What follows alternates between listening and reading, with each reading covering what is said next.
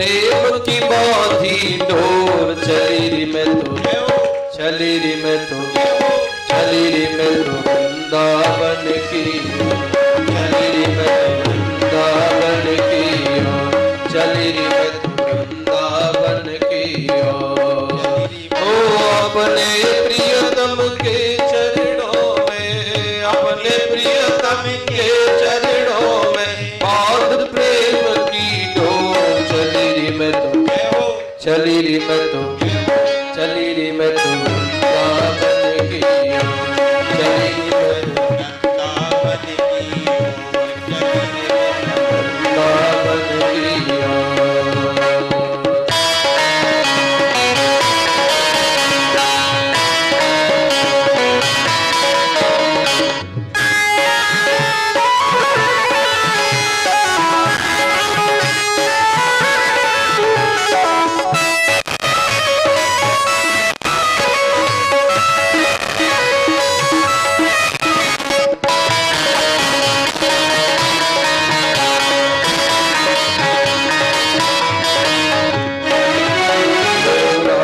बनी गिरधर की दासी, राज बनी गिरधर की दासी, राज बनी गिरधर की दासी, राज बनी गिरधर की दासी, राज बनी गिरधर की दासी, राज बनी गिरधर की दासी।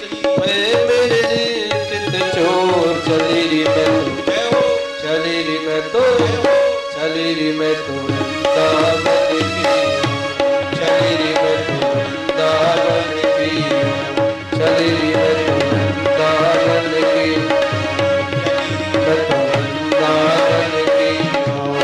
बिन कारण करुणा बरसावत, बिन कारण करुणा बरसावत, बिन कारण करुणा बरसावत, बिन कारण करुणा। अभी हमारे श्याम सुंदर भगवान को हम अकारण ही जो जीव के मात्र के ऊपर कृपा करते हैं, वो अकारण करुणा वाले भगवान ने सजनों। बिन कारण करुणा बरसावत, बिन कारण करुणा बरसावत, ब्रज में माखन चोर, सखी मैं तो, सखी मैं तो, चली री मैं तो वृंदावन की ओर, चली री मैं तो वृंदावन की। ओ अपने प्रियतम के चरणों में, अपने प्रियतम के चरणों में, अपने प्रियतम के चरणों में, अपने प्रियतम के चरणों में बांध प्रीत की डोर, चली री मैं तो, चली री मैं तो, चली री मैं तो वृंदावन की, चली री मैं तो वृंदावन की ओर, चली री मैं तो वृंदावन की ओर, चली री मैं तो वृंदावन की ओर, चली री मैं तो वृंदावन की ओर, चली री मैं तो वृंदावन की ओर, वृंदावन धाम की जय, जय जय श्री राधे, जय जय श्री राधे, जय जय श्री राधे। देखो जी, हम लोग वृंदावन पहुंच गए, पहुंचे कि नहीं? अच्छा, कौन कौन पहुंचे? सभी पहुंच गए। अब आ जाओ वृंदावन से वृंदावन में। मैंने क्या कहा? वृंदावन से वृंदावन में आ जाओ। कहा आप लोग बथुनी में नहीं बैठे हो, अभी कहाँ बैठे हो?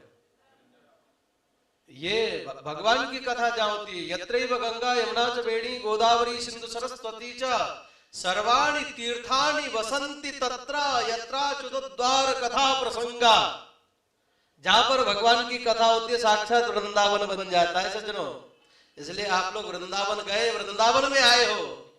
हाँ, वृंदावन के बाहर भगवान ने कहा ना, वृंदावन के बाहर वृंदावनम परित्यज्य पादमेकम न गच्छति। भगवान ने कहा है भगवान वृंदावन की परिधि को छोड़ करके एक कदम भी बाहर नहीं जाते, जाते तो केवल वृंदावन में जाते हैं। हाँ, आज भैया का घर वृंदावन धाम है। हाँ, भागवत भगवान का ये मैंने तो कल ही आते समय, जब पहले आया था ना, तभी मैंने अपने साथियों से कहा था, देखो भगवान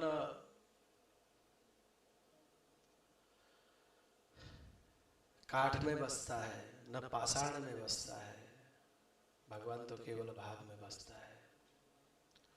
और जहां भाव का अभाव नहीं, वहां भगवान नाचता है सज्जनों।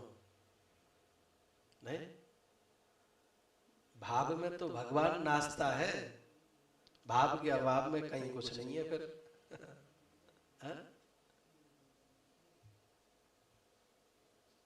भक्तों के भाव में भगवान नाचा है। तो सब कहाँ बैठे? वृंदावन में बैठे ना। अब वृंदावन की तो देखो भाषा ही ऐसी होती है। अब वृंदावन किसको कहेंगे?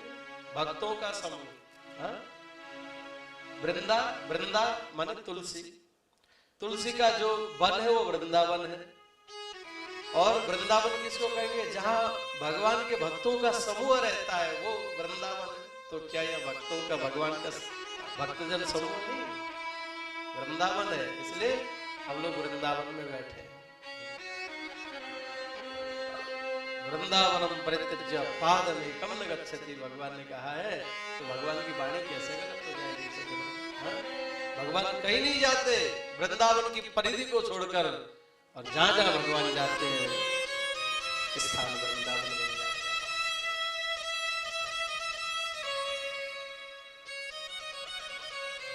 वृंदावन से संयोगा पुनस्तम तरुणी कहा, धन्यम वृंदावनम तेन भक्तिर नृत्यति अत्र च।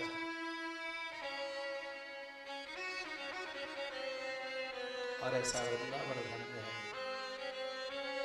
जहां पर भक्ति नृत्य करती है। तो भक्ति महाराज जी ने यहाँ पर कहा सदैव नारद जी से, हे गुरुदेव, और सब तो अच्छी बात है, बढ़िया है, क्योंकि सांत्वना दे दिया है नारद जी ने, तुम चिंता मत करो देवी, तुम्हारे पुत्र ज्ञान और वैराग्य का बुढ़ापा मैं दूर करूंगा। ठीक, अब जो दुख दूर करने की का आश्वासन दे दिया, तो अब दुख तो चला गया। भाई भक्ति महाराज तो अपने दुख से मुक्त हो गई, क्योंकि संत ने आश्वासन दे दिया। मानो सपोज दैट हमें कुछ अर्थ की जरूरत है, हा? और हमने जाकर के किसी से निवेदन किया, या बड़े भाई से, या जिनसे व्यवहार है, या किसी सेठ जी से याचना की, हमें इतना पैसा चाहिए। अगर उन्होंने कह दिया तुम चिंता मत करो, जब चाहिए तब ले जाना, तुम कहो तो अभी ले जाओ, अभी ले जाकर घर में रख लो। हमने कहा नहीं, हमें अभी नहीं चाहिए, जब आप दे दोगे, जब मुझे चाहिए। बोले हाँ, जब चाहो तब ले जाना। टेंशन फ्री हुए कि नहीं हुए? बताइए, हो गए ना? ऐसे ही भक्ति महाराज जी से कह दिया, ज्ञान वैराग्य का बुढ़ापा दूर हो जाएगा, तुम चिंता मत करो। नारद जी ने कह दिया तो टेंशन फ्री वो तो हो गए। तब उन्होंने चर्चा की, देखो जी, जब तक जीवन में अगर टेंशन हो तो कोई दूसरी बात थोड़ी आएगी, टेंशन नहीं चलेगी ना। टेंशन से फ्री बंदा जब होगा तब तो और अन्यत्र बातें निकल के आएंगे। तो यहाँ जब टेंशन फ्री हो गई भक्ति महाराज कि नारद जी ने आश्वासन दे दिया, अब मेरे बेटे जवान हो जाएंगे, इनका बुढ़ापा दूर हो जाएगा, इसमें कोई संदेह नहीं। तब जब वार्तालाप बढ़ी, तब यहाँ पर भक्ति महाराज कहती हैं, कथम परीक्षिता, जब कली की वजह से ऐसा हो रहा है, नारद जी ने कहा था देवी और कुछ नहीं है, कली का प्रभाव है, इस वजह से तुम्हारे बालकों का बुढ़ापा आया है अभी। तो भक्ति महाराज कहने लगी कि बोले जब कली इतना ही बुरा था तो परीक्षित ने कली को स्थान क्यों दिया? कली ने तो स्थान दिया ना, कली को स्थान परीक्षित जी ने ही तो दिया है। भागवत में भी आगे सुनेंगे हम। कथम परीक्षिता राज्ञा स्थापितो राशुचि कली प्रवृत्ते तु कलो सर्वसार पुत्रगतो महान। सब जब कली इतना दुष्ट था, इतना बुरा है, तो परीक्षित जी ने कली को स्थान देकर के हे संत भगवान शायद ठीक नहीं किया। जैसे भक्ति महाराज ने कहा, यहाँ पर नारद जी कहते हैं, देवी देखो कलयुग में अनेकों बुराई है, मानी बात ठीक है, परंतु कली में कुछ गुण बहुत अच्छे हैं। उनके श्रेष्ठ गुणों को देख करके परीक्षित जी ने कली को स्थान दिया। ध्यान दीजिएगा सज्जनों, हम लोगों ने कथा में सुना है किसी ने 10,000 वर्ष तक तपस्या करी है ना। तो अगर कोई कहे तो लगता होगा बोले महाराज 100 वर्ष की तो हमारी उम्र होती है। हाँ, ज्यादा कोई एक अपने बढ़िया दिनचर्या के साथ रहे तो 100 वर्ष तक जीते, और आपके 1000 वर्ष तपस्या करी कैसे? बोले भैया सत्ययुग में 1 लाख वर्ष जीता था बंदा। हाँ? द्वापर में 1 शून्य घटा, त्रेता में, अब कली में और शून्य घटते घटते 100 वर्ष रह गए। ठीक है, अब पहले तो 1 लाख वर्ष तक बंदा जीवित रहता था तो उसको 10,000 वर्ष तक तपस्या करनी पड़ती थी। आज 100 साल उम्र है कलयुग में, सतम जीवे न सरदा, है ना। तो इसमें अब कितना सहज है, देखिए बढ़िया बैठने के लिए करते हैं, हाँ? न गर्मी है न सर्दी है, मौसम भी बढ़िया है, गर्मी हो तो पंखे चल जाएंगे,